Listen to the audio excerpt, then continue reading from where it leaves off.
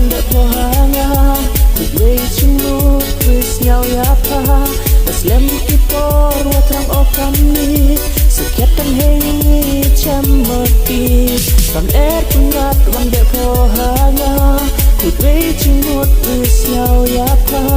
Taslem ipor watrang okami Sekiatan hei chamati Tu ciruk wapala hewan Kularung telah lekaman kamon Tinggi tewan Hampulah diki Yone iarang Duha paron hi Katu ciruk wapala hewan Kularung telah lekaman kamon Tinggi tewan Hampulah diki Yone iarang Duha paron hi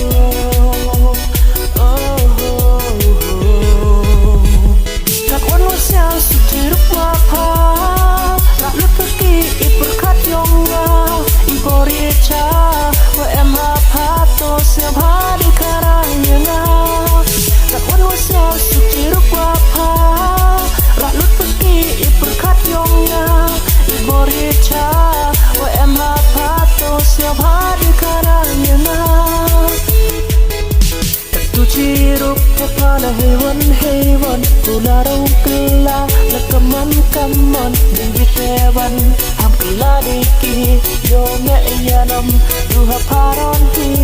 Katu ciruk Wapala hewan Kularung kela Lekaman kamon Dewi tewan Hamcukor diki Yone iyanam Duha paron hi